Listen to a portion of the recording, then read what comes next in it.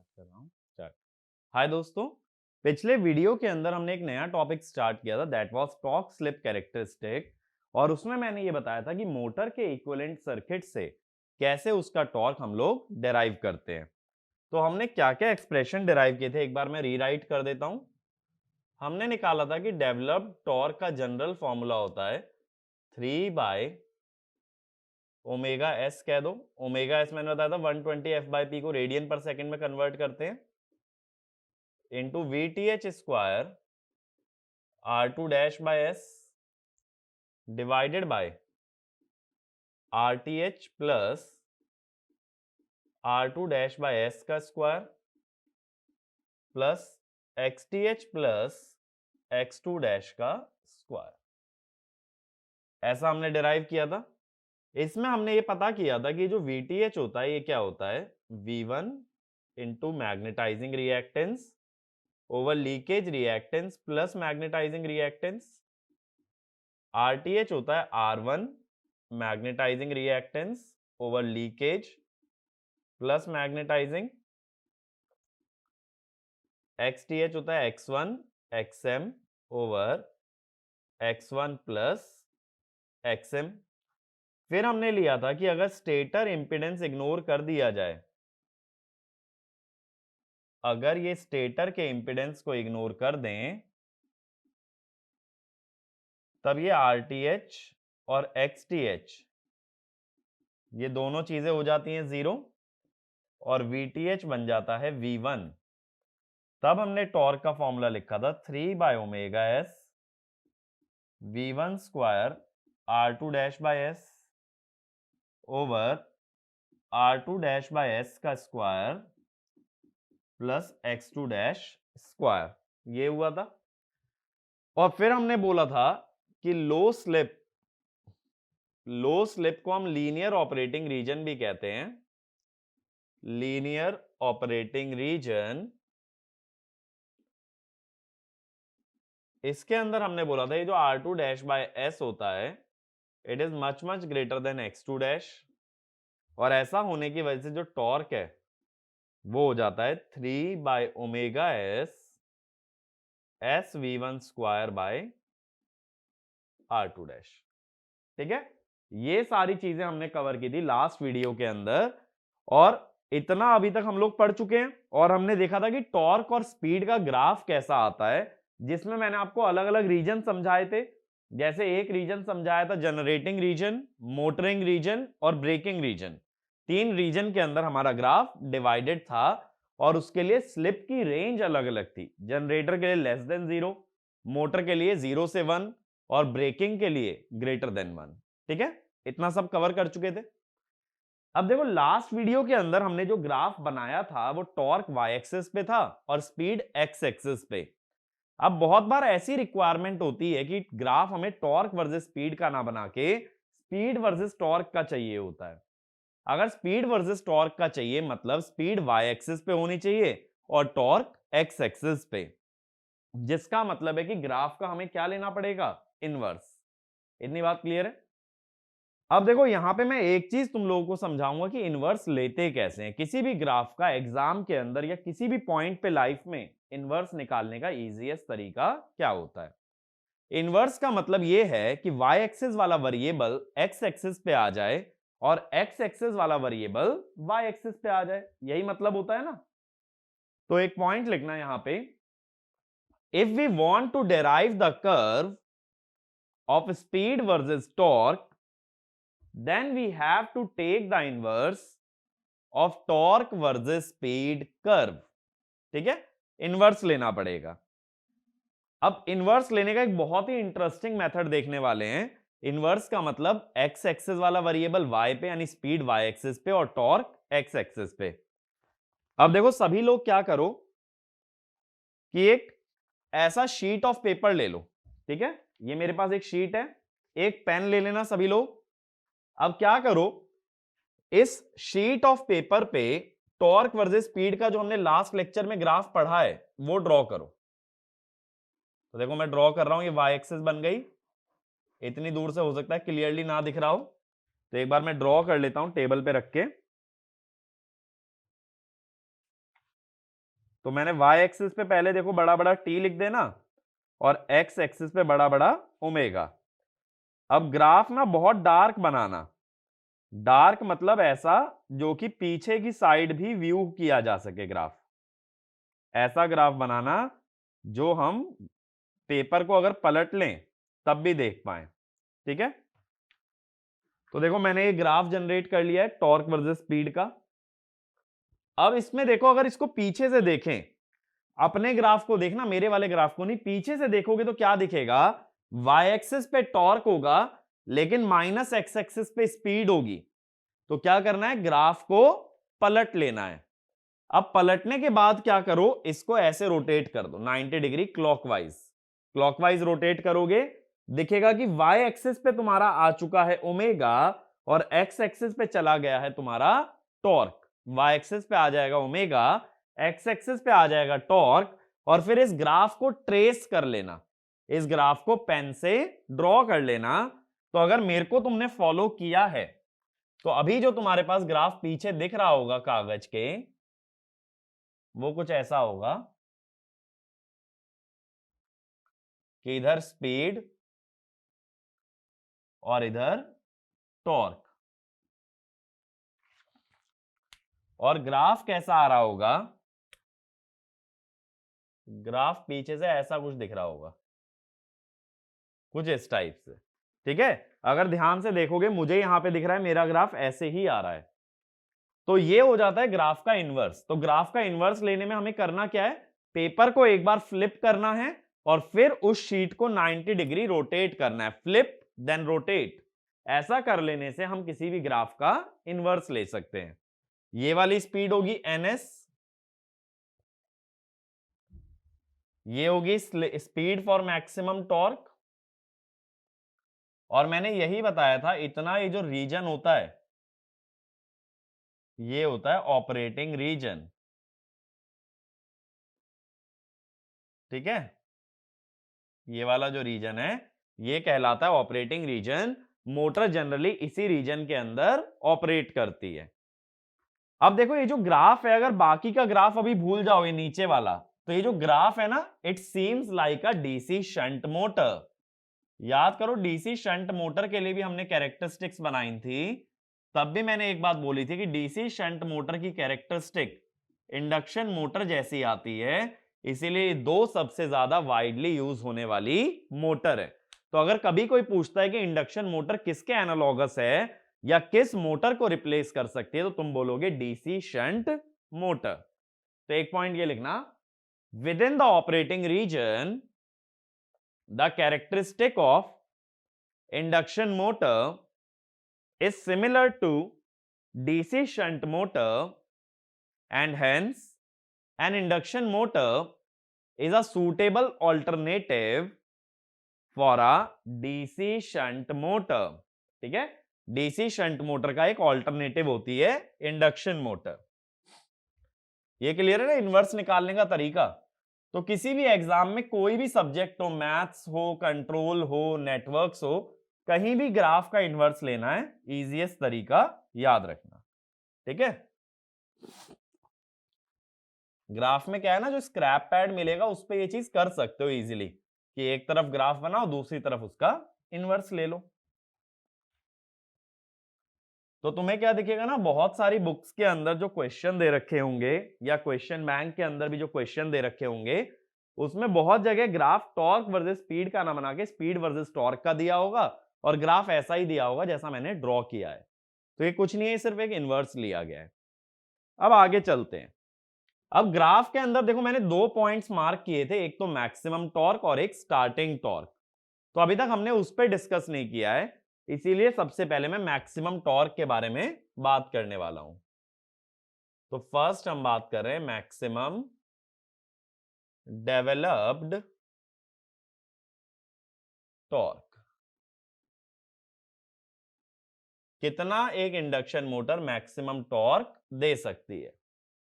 अब maximum develop torque का मतलब कि जो डेवलप टॉर्क है उसकी मुझे मैक्सिमम वैल्यू जाननी है, और किस कंडीशन में वो मैक्सिमम आएगा वो कंडीशन मुझे डिराइव करनी है।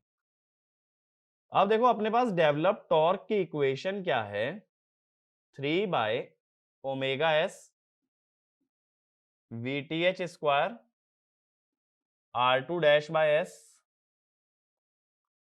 RTH plus R2 dash by S का square XTH plus X2 dash का square.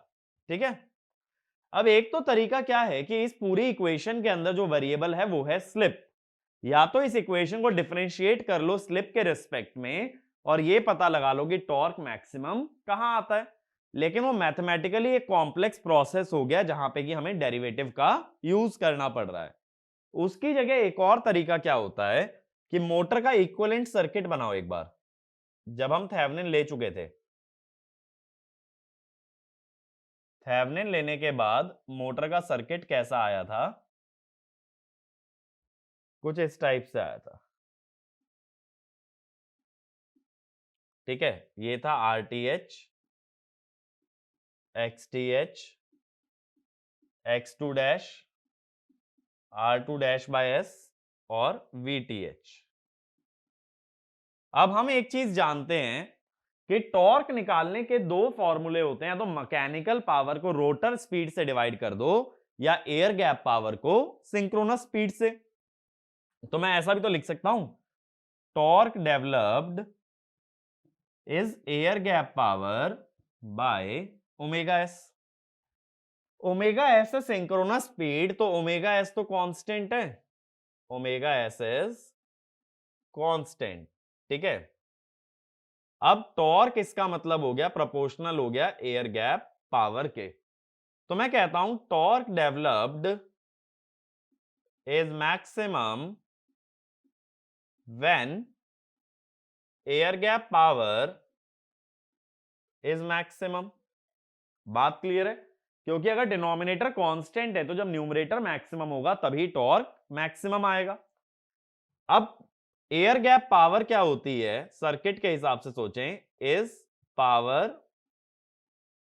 Across R2 dash by S. R2 dash by S वाले रेजिस्टेंस की जो पावर होती है वही कहलाती है एयर गैप पावर। तो इसका मतलब यह है अगर किसी रेजिस्टेंस की पावर मैक्सिमाइज करनी है और वो रेजिस्टेंस वेरिएबल है, ये रेजिस्टेंस वेरिएबल है ना स्लिप के साथ, तो नेटवर्क की टर्म्स में अगर सोचो, अगर एक रेजिस्टेंस वेरिएबल है और उसकी पावर मैक्सिमाइज करनी है तो हम क्या कह देते हैं, that will apply maximum power transfer theorem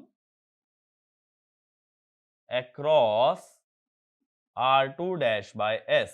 बात समझे, छोटा पड़ जाएगा ना भाई, R2 डैश बाय एस की पावर मैक्सिमाइज करनी है और वही खुद वेरिएबल है, तभी मैक्सिमम पावर ट्रांसफर थ्योरम लग सकती है। एमपीटी थ्योरम का लिमिटेशन क्या है, जब जिस रेजिस्टेंस की पावर मैक्सिमाइज करनी हो अगर वो वेरिएबल ना हो के कुछ और वेरिएबल हो तब एमपीटी थ्योरम नहीं लगा सकते। जिसको मैक्सिमाइज करना है वही रेजिस्टेंस अगर वेरिएबल है then only MPT can be applied. अब इसके लिए कंडीशन क्या होती है रेजिस्टिव लोड के लिए, R2 dash by S should be equal to mod of impedance. बची हुई इंपेडेंस का मॉड क्या होगा, RTH square XTH plus X2 dash का square under root R2 dash over slip for maximum torque. मैंने S की जगह क्या लिख दिया SMT, क्योंकि यहां से जो स्लिप आएगी that will be the slip for maximum torque. तो SMT क्या हो गई, ये हो गई R2 डैश बाय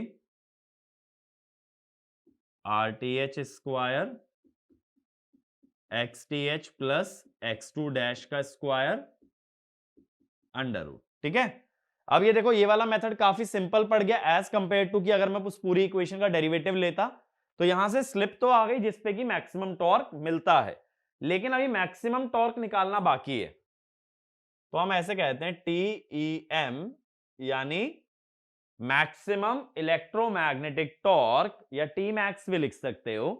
उसमें स्लिप की वैल्यू क्या डालोगे, स्लिप की वैल्यू डालोगे ये जो हमने SMT निकाली है, या ऐसे सोचो R2 डैश बाय एस की वैल्यू कितनी रख दोगे, मॉड जेड के बराबर। तो TEM के लिए हम क्या करते हैं, 3/ओमेगा s VTH square mod Z, R2 dash by S की जगह मॉड जेड लिख रहा हूं बस मैं, RTH प्लस मॉड जेड का square XTH plus X2 dash का स्क्वायर, 3/ओमेगा s VTH square mod Z की जगह क्या लिखोगे, RTH square XTH plus X2 dash का स्क्वायर। नीचे अगर स्क्वायर एक्सपैंड करोगे तो बताओ क्या बनेगा, RTH square plus mod Z square plus 2RTH mod Z plus XTH plus X2 dash का स्क्वायर, ऐसा बन जाएगा। मॉड जेड का स्क्वायर क्या होगा, RTH square plus XTH plus X2 dash का स्क्वायर, यही होगा ना मॉड जेड का स्क्वायर भाई। अभी ऊपर तो यही रहने दो,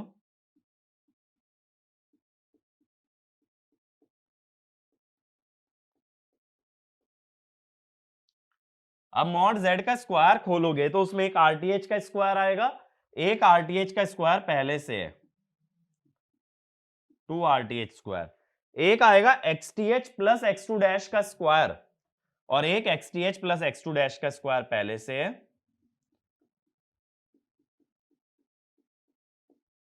प्लस 2RTH और मॉड जेड यहां लिख दो RTH का स्क्वायर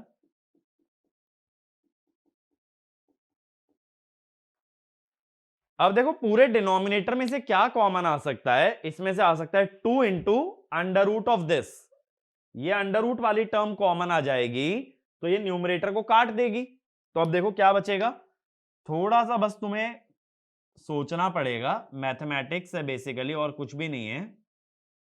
ये अंडर रूट वाली टर्म कॉमन निकालूंगा तो कट जाएगी, डिनोमिनेटर में से 2 और कॉमन निकाल लो, बचेगा क्या, RTH plus root over RTH square, ये बचेगा, that will be the maximum value of torque. ठीक है, तो इस तरीके से पूरा प्रोसेस होता है मैक्सिमम टॉर्क डिराइव करने का, और एक तरह से ये एग्जैक्ट रिलेशन हुआ मैक्सिमम टॉर्क का, क्योंकि हमने यहां एग्जैक्ट इक्वेशन यूज की है टॉर्क की। अगेन एक चीज याद दिलाना चाहूंगा, मैंने पहले भी बताया था, टॉर्क की जो कंप्लीट इक्वेशन है सिर्फ कहां एप्लीकेबल होती है, जब कभी मशीन के अंदर कोर लॉसेस इग्नोर्ड हो। अगर कोर लॉसेस कंसीडर्ड हैं तो टॉर्क निकालने के लिए हमें पावर वाले मेथड से जाना पड़ेगा, इक्विवेलेंट सर्किट का यूज नहीं कर सकते। ठीक है, इतनी बातें क्लियर हुई। अब देखो जैसे लास्ट वीडियो के अंदर हमने अप्रोक्सीमेशंस देखे थे मोटर के अंदर जो जनरली लगते हैं, तो पहला अप्रोक्सीमेशन अपना क्या था, पहला अप्रोक्सीमेशन अपना था अगर स्टेटर की इंपेडेंस इग्नोर कर दी जाए, if stator impedance is ignored, ऐसा अप्रोक्सीमेशन था। ऐसा करने से हुआ क्या था कि VTH बन गया था V1, RTH और XTH हो गए थे अपने 0। अगर ऐसा हुआ तो बताओ जरा SMT का फॉर्मूला क्या बचेगा, SMT का फॉर्मूला बनेगा R2 डैश डिवाइडेड बाय, नीचे से देखो RTH चला गया, XTH चला गया, बचा X2 डैश का स्क्वायर और फिर अंडर रूट, तो नीचे क्या बचा, नीचे बचा X2 डैश। डैश क्यों लगाते हैं, क्योंकि ये पैरामीटर रेफर्ड होते हैं रोटर से स्टेटर पे। तो R2 डैश एक्चुअल में क्या था, रोटर से स्टेटर लाए हुए थे, तो टर्न्स रेशो के स्क्वायर का यूज करके लाए होंगे। ठीक है, अब ये जो टर्न्स रेशो का स्क्वायर है दोनों में से कट जाएगा तो बचेगा R2 बाई X2। तो दोनों की रेफर्ड वैल्यू का रेशो ले सकते हो या दोनों की ओरिजिनल वैल्यू का रेशो ले सकते हो, that will give you the slip for maximum torque. और फिर मैक्सिमम टॉर्क क्या हो जाएगा, अगेन उसमें यही कॉन्सेप्ट लगाओ, 3/ω/s, VTH की जगह V1 स्क्वायर अपॉन, नीचे क्या होगा देखो, RTH चला गया, XTH चला गया, तो बचा x2 dash by 2 x2 dash. ठीक है, तो ये आ गई मैक्सिमम टॉर्क की इक्वेशन। तो देखो हमें याद क्या करके जाना है एग्जाम के अंदर, ये चीज याद करके जाना, ये वाला रिलेशन, ये चीज तुम्हारे लिए बहुत इंपॉर्टेंट है, स्लिप फॉर मैक्सिमम टॉर्क। ठीक है, मैक्सिमम टॉर्क का एग्जैक्ट फॉर्मूला मैटर नहीं करता है, but slip for maximum torque, और वो भी अप्रोक्सीमेशन में, बहुत ज्यादा जरूरी है कि तुमको याद रहे, क्योंकि कंप्लीट इक्वेशन बहुत रेयरली यूज होती है एग्जाम के अंदर। अगर हो भी जाए तो मेथड याद रखना कि किस तरह से मैक्सिमम टॉर्क निकलता है, कि मैक्सिमम टॉर्क निकालने के लिए एयर गैप पावर को मैक्सिमाइज करते हैं, और उस चीज के लिए क्या करना पड़ता है, R2 डैश बाय S के across maximum power transfer theorem लगाना पड़ता है। ठीक है, तो इसमें चाहे तो लिख लेना पॉइंट्स टू रिमेंबर, जो लोग लिखना चाहें। Always remember, to derive maximum torque, we need to apply maximum power transfer theorem across R2 dash by S। ठीक है, अगला point, if stator impedance is ignored, the slip for maximum torque is given by the ratio of rotor resistance to rotor reactance। ठीक है, rotor resistance और rotor reactance के ratio से slip for maximum torque हमारी आ जाती है। अब देखो क्या होगा कि अगर रोटर का रेजिस्टेंस बढ़ाया जाए एज R2 इंक्रीजेस, तो स्लिप फॉर मैक्सिमम टॉर्क तो उसके डायरेक्टली प्रोपोर्शनल है, SMT विल इंक्रीज, लेकिन स्पीड स्पीड होती है NS 1 - S, तो ये कम हो जाएगी, यानी कि speed at maximum torque reduces. ये बात समझे, लेकिन देखो जो मैक्सिमम टॉर्क है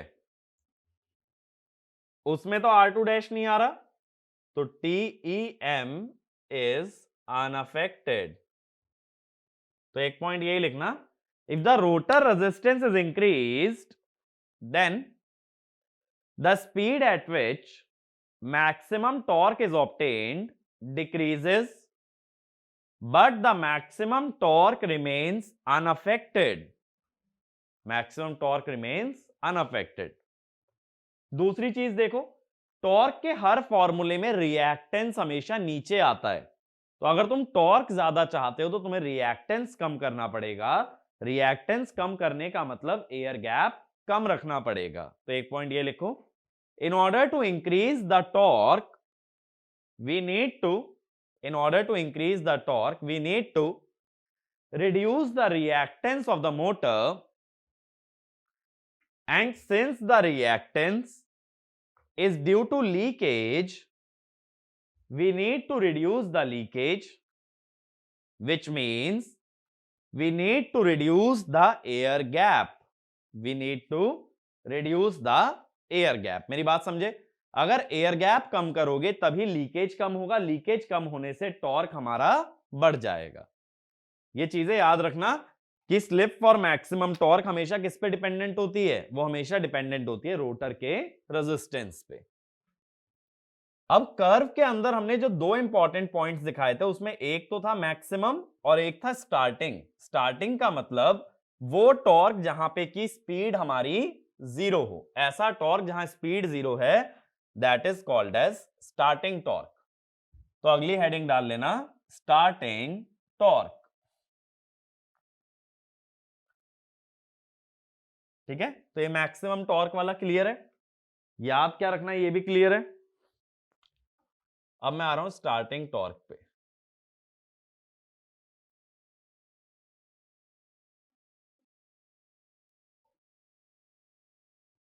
अब इसमें लिखना, the torque developed by the motor when it is at rest or the speed is 0 is called as starting torque, and it is also called as stalling torque, STALLING। Stalling का क्या मतलब होता है कि मोटर को रोकने वाला torque. तो जब मोटर रुकी है उस समय पे जो टॉर्क होता है that is called as starting torque या स्टॉलिंग टॉर्क भी कहते हैं। स्टॉलिंग इसलिए, मान लो कि मैं आगे भागना चाहता हूं, ठीक है, मैं आगे भागना चाहता हूं लेकिन मैं रुका हुआ हूं, यानी जितना फोर्स मैं आगे भागने के लिए लगा रहा हूं उतना ही फोर्स मुझे पीछे की तरफ मिल रहा है, तभी मैं स्टेशनरी रह सकता हूं। ऐसे ही मान लो ये मोटर का शाफ्ट है, घूमना चाह रहा है, तुम इसे रोकना चाहते हो, तो जितने टॉर्क से आगे घूमना चाह रहा है उतना टॉर्क तुम इस पे पीछे लगा दो, तब क्या होगा, तब ये घूम नहीं पाएगा। तो इसी तरह से स्टॉलिंग टॉर्क का मतलब है कितना टॉर्क हमें लगाना पड़ेगा मोटर को रोकने के लिए, तो उतना ही टॉर्क लगा दो जितना मोटर आगे बढ़ने के लिए लगाती है, then motor will remain at rest. इसलिए स्टार्टिंग टॉर्क को एक और नाम से जानते हैं, स्टॉलिंग टॉर्क। बस दोनों में डिफरेंस क्या है, स्टार्टिंग टॉर्क मोटर बनाती है, स्टॉलिंग टॉर्क हम लगाते हैं। हम जितना टॉर्क लगाएंगे मोटर को रोकने के लिए that is stalling torque, motor जितना टॉर्क लगाएगी स्टार्ट होने के लिए दैट इज स्टार्टिंग टॉर्क।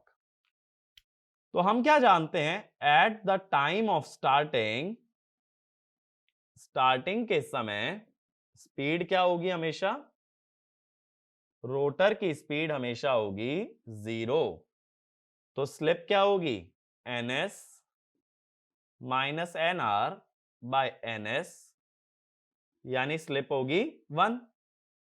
तो टॉर्क डेवलप्ड का जो हमारा कंप्लीट एक्सप्रेशन है पहले वो लिख रहा हूं, 3 by omega S VTH square R2 dash bye S over RTH plus R2 dash bye S square XTH plus X2 dash square.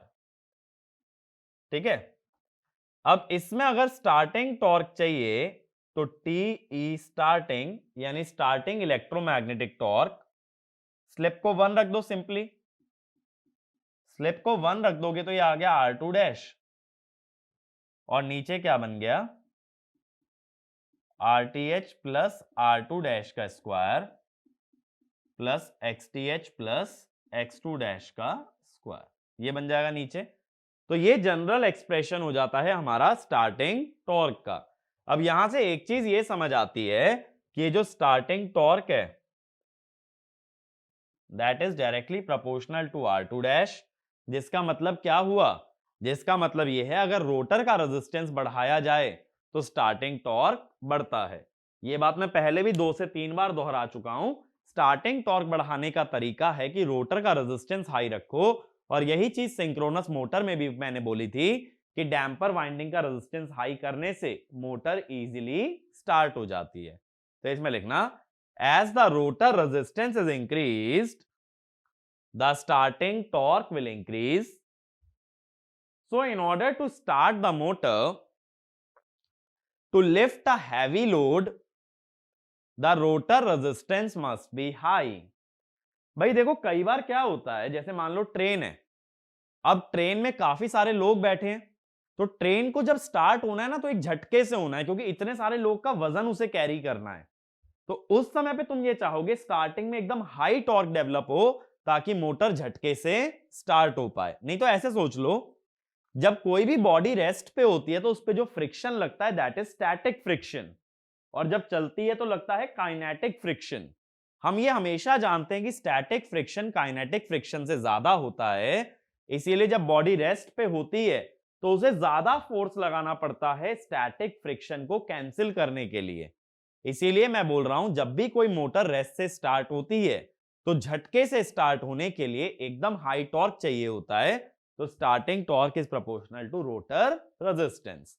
इसीलिए हाई स्टार्टिंग टॉर्क डिजायरेबल होता है, वरना क्या होगा ना, देखो जो मोटर हाई स्टार्टिंग टॉर्क नहीं बना पाएगी तो वो मोटर लोड पे चालू नहीं हो सकती। माने अगर ट्रेन में स्टार्टिंग टॉर्क नहीं है तो ट्रेन को स्टार्ट करने के लिए लोगों को उतारना जरूरी है, जब वजन कम होगा फ्रिक्शन कम होगा तो मोटर चालू हो जाएगी। अब उसके बाद चलती हुई ट्रेन में फिर लोगों को चढ़ना होगा, लेकिन ऐसा बिल्कुल भी सेफ नहीं है। बहुत जगह ऐसी एप्लीकेशन है जैसे ट्रेन है जहां की लोडेड कंडीशन में ही स्टार्ट होना जरूरी है। अब गाड़ी ही ले लो, कार का एग्जांपल ले लो, कार में लोग बैठ जाएंगे तभी तो स्टार्ट करोगे कि कार चलाते हुए लोगों को बिठाओगे। ऑब्वियसली जितने भी ऑटोमोबाइल्स हैं they have to lift a heavy load, और इसी वजह से उनका स्टार्टिंग टॉर्क हाई होना चाहिए। सेम वे में जैसे मान लो क्रेन है, क्रेन को कोई सामान उठाना है तो क्रेन पे जो भी सामान या लोड डालोगे वो रेस्ट पे डलेगा, बाद में वो उसको लिफ्ट करेगा। ऐसा नहीं कर सकते कि क्रेन लिफ्टिंग पहले स्टार्ट कर दे और बाद में उस पर लोड बढ़ाया जाए। तो starting torque should be high wherever we need to start the motor with a heavy load. तो चाहे तो ये लिख भी लेना, एक तरह से कॉमन नॉलेज है, या ये कह लो एक कॉमन सेंस की मैं बात कर रहा हूं। Starting torque should be high where the motor needs to start with a heavy load. अब इसके भी मैं अप्रोक्सीमेशन पे आ जाता हूं। अप्रोक्सीमेशन क्या होता है? सबसे पहला, if stator impedance is ignored, अगर स्टेटर का इंपिडेंस इग्नोर कर दिया जाए तब हम क्या करते हैं? आरटीएच और एक्सटीएच को 0 कर देते हैं और वीटीएच बन जाता है V1।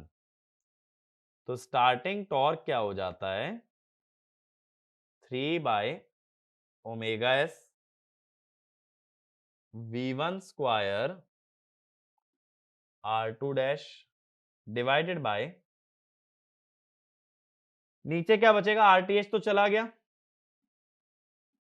R2 डैश का स्क्वायर प्लस X2 डैश का स्क्वायर।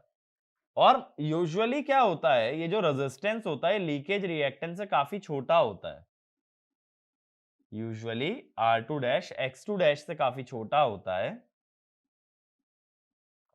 तो 3/ω/s V1 square R2 dash bye X2 dash का स्क्वायर। ठीक है, बट ऐसा ना डायरेक्ट कभी कोई फॉर्मूला लगाना मत। तुम क्या करोगे, बस जो टॉर्क का जनरल फॉर्मूला है उसमें स्लिप को 1 रख देना, इतना ही तुम्हें एग्जाम के लिए याद रखना है। ऐसे डायरेक्ट फॉर्मूले कोई भी याद नहीं रखने। और देखो यही होता है जहां पे कि स्टूडेंट ना कंफ्यूज होते हैं, मशीन टिपिकल क्यों लगता है?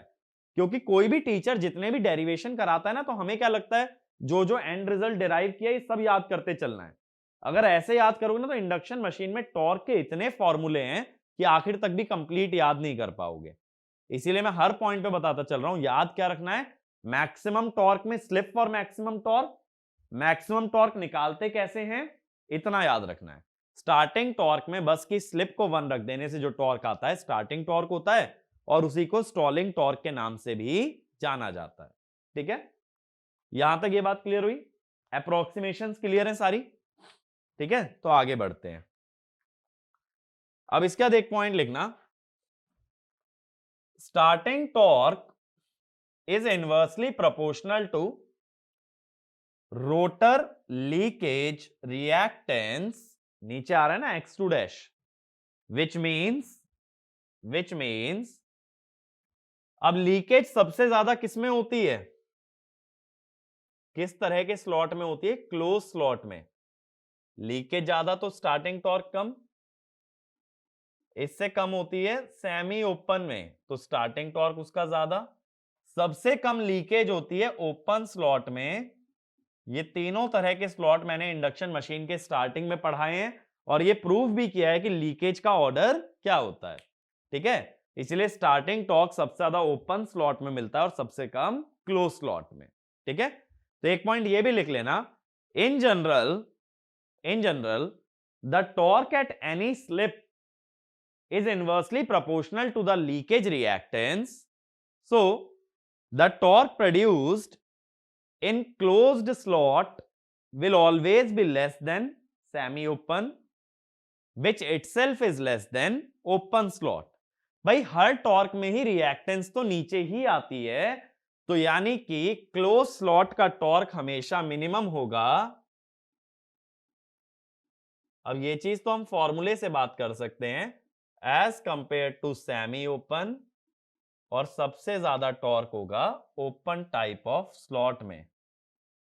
ठीक है, चाहे स्टार्टिंग टॉर्क हो चाहे और कोई टॉर्क हो, टॉर्क हमेशा सबसे ज्यादा आएगा ओपन स्लॉट में। ये बात क्लियर हुई? अब एक क्वेश्चन लिखना, what is the condition to obtain maximum torque at starting? Maximum torque at starting. अब देखो इसने क्या बोला है कि हमें मैक्सिमम टॉर्क कहां मिल जाना चाहिए? सीधे स्टार्टिंग पे। अब टॉर्क जो है स्लिप का फंक्शन है, तो टॉर्क दो इक्वल होने का मतलब उनके स्लिप का इक्वल होना। तो एक पॉइंट लिखना, since torque is a function of slip,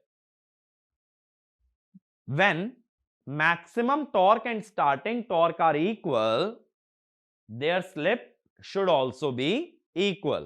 Their slip should also be equal.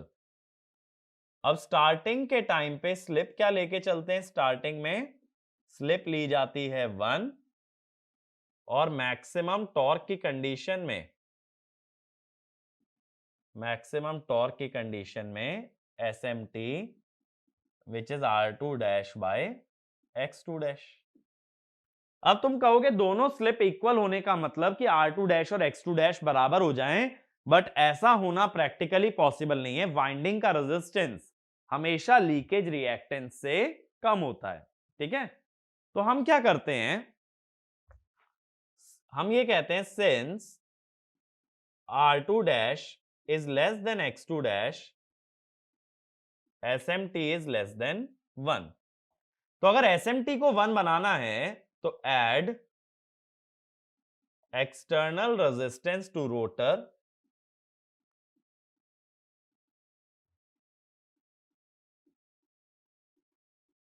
और यही मैंने अभी प्रूव किया था, R2 बाय X2 भी आता है। तो मैं कहता हूं कि एक्सटर्नल रेजिस्टेंस जोड़ने के बाद जो स्लिप होगी, अब देखो मैं डैश क्यों नहीं लगा रहा, क्योंकि एक्सटर्नल रेजिस्टेंस किस तरफ जोड़ा गया है? रोटर में। अगर डैश लगाओगे ना तो आरई पे भी डैश लगाना पड़ेगा, क्योंकि आरई को भी कहां रेफर करना पड़ेगा? स्टेटर पे। जब मैं रेजिस्टेंस रोटर पे जोड़ रहा हूं तो मैं पूरी इक्वेशन किस तरफ ले रहा हूं? रोटर की तरफ। या तो पूरी इक्वेशन स्टेटर पे लोगे तो सभी रेजिस्टेंस और रिएक्टेंस में डैश आएगा। अब हम कहेंगे स्टार्टिंग टॉर्क और मैक्सिमम टॉर्क बराबर होने का मतलब कि 1 should be equal to R2 plus RE by X2, जिसका मतलब RE हो गया X2 माइनस R2। इस टाइप के ना काफी क्वेश्चन बनते हैं एग्जाम्स के अंदर कि किस रेजिस्टेंस को जोड़ने से स्टार्टिंग पे मैक्सिमम टॉर्क मिलेगा, तो तुम डायरेक्टली लिख सकते हो X2 माइनस R2। ठीक है, ये बात क्लियर हुई? लेकिन हम ये भी जानते हैं कि एक्सटर्नल रेजिस्टेंस सिर्फ कौन सी मोटर में लग सकता है? स्लिप रिंग इंडक्शन मोटर में, क्योंकि स्क्विरल केज में रोटर के टर्मिनल बाहर नहीं आते, और बाहर नहीं आएंगे तो we can not connect any external resistance. तो इसमें लिखना external resistance can only be connected in slip ring induction motor because in squirrel cage induction motor we do not bring out the rotor terminals and hence no external resistance can be added। ठीक है, ये मेरी बात clear हुई? ऐसा question कई बार बन जाता है, तो तरीका ध्यान रखो, कभी भी दो टॉर्क इक्वल करने की बात करें तो उनकी स्लिप इक्वल करनी पड़ेगी। अब अगला लिखना, motor torque as a ratio of maximum torque. Motor torque as a ratio of maximum torque. तो देखो अगर स्टेटर इंपेडेंस इग्नोर कर दिया जाए, if stator impedance is ignored, तो मोटर का टॉर्क क्या होता है? 3 by omega S V1 square R2 dash by S over R2 dash by S का स्क्वायर प्लस X2 डैश का स्क्वायर। अब मुझे ये टॉर्क को एक्सप्रेस करना है as a ratio of maximum torque. Maximum torque आज ही हमने शुरू में डिराइव किया है, 3 by omega S v1 square by 2x2 dash. तो मैं क्या जानना चाहता हूं, सिर्फ ratio of developed torque and maximum torque. तो 3 बाय ओमेगा एस कटेगा, v1 स्क्वायर कटेगा, तो क्या होगा r2 dash by S over x2 dash, sorry 2x2 dash, r2 dash by S square plus x2 dash square. ठीक है, ये बनेगा, ऐसा ही बन रहा है ना। ठीक है, अब क्या करो, ये जो r2 dash bye x2 dash ऊपर ले लिया, ये s हो गया, नीचे बचा 2, और क्या कर सकते हैं, एक सेकेंड, यहां पे हमने एक गलती कर दी है, ये 2x2 ना ऊपर आएगा। अभी क्या करो, नीचे से ना x2 डैश का स्क्वायर कॉमन निकाल लो। x2 डैश का स्क्वायर कॉमन निकालोगे तो एक x2 डैश कट जाएगा, एक इसके डिनोमिनेटर में बच जाएगा। अब नीचे क्या बचेगा बताओ, x2 डैश का स्क्वायर कॉमन निकाला है ना, बात समझे। यहां पे ये 2x2 जब रेशो लोगे तो डिनोमिनेटर से न्यूमरेटर में चला गया, फिर मैंने यहां से x2 डैश का स्क्वायर कॉमन निकाल लिया, कॉमन निकालने से ये x2 डैश कट गया और एक x2 डैश नीचे बच गया। अब मैं ये जानता हूं r2 dash bye x2 dash होता है SMT, तो ये हुआ 2 SMT बाय s। सिमिलरली इधर भी r2 dash by s2 dash x2 dash SMT by s का स्क्वायर। अब क्या करो, ये जो SMT बाय s है इसको नीचे ले आओ, तो ये किस फॉर्म में आएगा, s अपॉन SMT, उल्टा हो जाएगा डिनोमिनेटर में आने में, तो नीचे बचेगा SMT by s plus s by SMT। ये फॉर्मूला बहुत ज्यादा इंपॉर्टेंट है क्वेश्चन पॉइंट ऑफ व्यू से, ये फॉर्मूला हमेशा याद रखना है। ये किसका रेशो है, this is the ratio of torque upon maximum torque. ठीक है भाई, ये क्लियर हुआ। ये formula one of the most important formula है जब मैं न्यूमेरिकल्स की बात करूंगा, क्योंकि बहुत सारे क्वेश्चन में देखोगे कि इस फॉर्मूले से डायरेक्टली सॉल्व हो जाता है। अब लेकिन देखो कई बार क्या होता है ना, जैसे क्लास में भी हम लोग पढ़ाते हैं, तो क्लास में कई बार थोड़े एक्स्ट्रा ऑर्डिनरी स्टूडेंट फंस जाते हैं। वो लोग क्या करते हैं कि ये डेरिवेशन को ना और आगे एक्स्ट्रापोलेट कर लेते हैं। वो कहते हैं कि भाई आपने डेराइव किया टॉर्क अपॉन मैक्सिमम टॉर्क, उसमें दो स्लिप आई, एक एस और एक SMT, तो अपन क्या करते हैं कि दो टॉर्क का सीधा रेशियो ले लेते हैं T1 बाई T2, और मैं क्या करूंगा SMT की जगह S1 और S की जगह S2।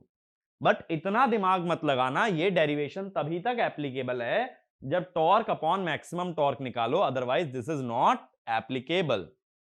तो इसमें लिखना, this expression can only be used to evaluate a torque as a ratio of maximum torque but not to evaluate the ratio of two torques at certain value of slip। ठीक है, तो इतना बहुत है इसके अंदर, बस ये ध्यान रखना ये टॉर्क अपॉन मैक्सिमम टॉर्क ही देता है। इसका यूज क्वेश्चंस में कैसे हो जाता है, कई बार क्वेश्चन ऐसा बन जाता है कि भाई full load torque upon maximum torque की बात करें अगर, तो इसको ऐसे लिख लेते हैं 2 अपॉन, स्लिप की जगह फुल लोड स्लिप आ जाती है, और कई बार इसी फॉर्मूले से स्टार्टिंग टॉर्क और मैक्सिमम टॉर्क का रेशो निकालते हैं। स्टार्टिंग टॉर्क के लिए स्लिप रख दी जाती है 1,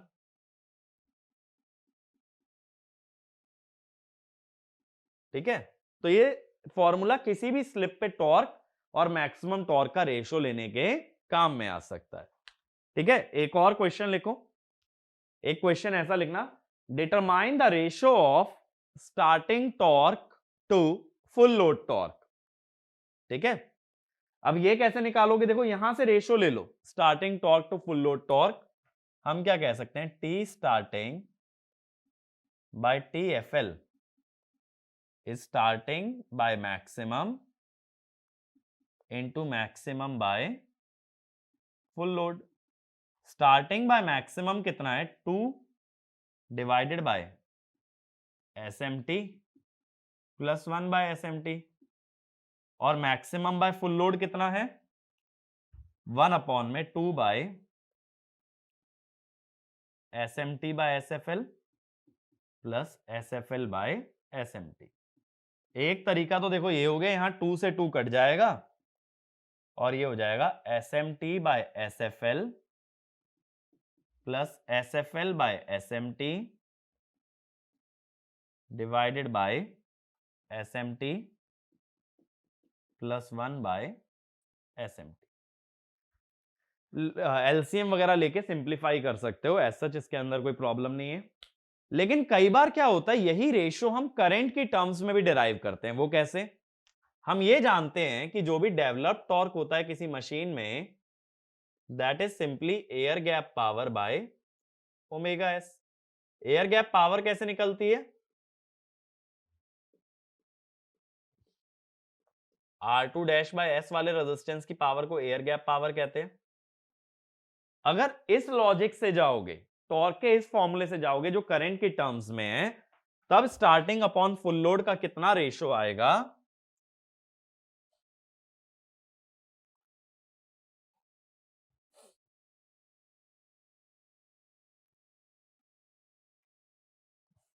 तब हम कहेंगे T starting by T F L. अब इसमें देखो क्या क्या कट जाएगा, 3 कांस्टेंट है वो कटेगा, R2 डैश कांस्टेंट है वो कटेगा, ओमेगा एस कांस्टेंट है वो कटेगा, बचेगा करंट। तो यहां हो जाता है I starting by I F L, slip बचेगी S F L by S starting. Starting में स्लिप होती है 1, तो ये रेशियो ऐसा बन जाता है। ये जब हम इंडक्शन मोटर की स्टार्टिंग पढ़ेंगे तब काफी ज्यादा कॉमन ये फॉर्मूला होता है, starting torque bye full load torque in terms of current. ठीक है, ये फॉर्मूला तो तुम्हें काफी अच्छे से वैसे भी याद हो जाएगा, क्योंकि जब स्टार्टिंग पढ़ेंगे तो पूरी स्टार्टिंग वाले टॉपिक के अंदर यही फॉर्मूला सबसे ज्यादा बार यूज किया जाएगा। ठीक है, तो ये क्लियर हुआ। तो अब देखो, अगर मैं आज का डिस्कशन अपना समराइज करूं कि याद क्या क्या रखने वाली बात है,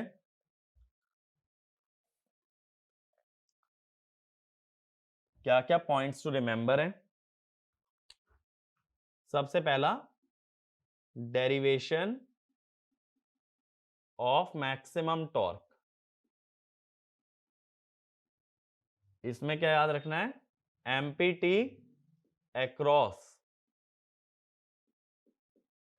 R2 dash by S. Second,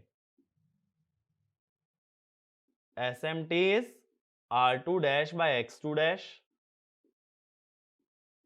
stator impedance ignored। ठीक है, अगर स्टेटर इंपिडेंस इग्नोर करोगे तो R2 dash bye X2 dash. तीसरा, S is 1 at starting, तो स्टार्टिंग टॉर्क के लिए ये काम आ जाती है। इसके बाद torque upon maximum torque is 2 by SMT by S plus S by SMT। Again stator impedance ignored.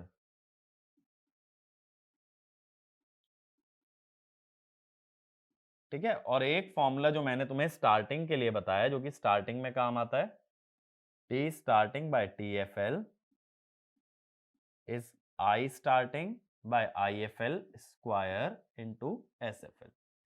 इस फॉर्मूले को ज्यादा डिटेल में हम डील करेंगे जब स्टार्टिंग की मैं बात करूंगा, तब और ज्यादा डिटेल में इस फॉर्मूले के बारे में बातें करेंगे कि आई स्टार्टिंग क्या होगा, आई एफ एल क्या होगा, किस पार्ट का करंट है, ये सारी चीजें बहुत अच्छे से पढ़ेंगे। तो अभी इस फॉर्मूले में बहुत ज्यादा ध्यान मत दो, ये जो ऊपर के 4 पॉइंट्स हैं ये बहुत अच्छे से याद होने चाहिए एग्जाम पॉइंट ऑफ व्यू से। ठीक है, तो बाकी बातें हम लोग नेक्स्ट वीडियो के अंदर करेंगे, इसी टॉपिक को आगे कंटिन्यू करेंगे, टॉर्क स्लिप कैरेक्टरिस्टिक्स को। ठीक है, तो मिलते हैं नेक्स्ट वीडियो में। Thank you.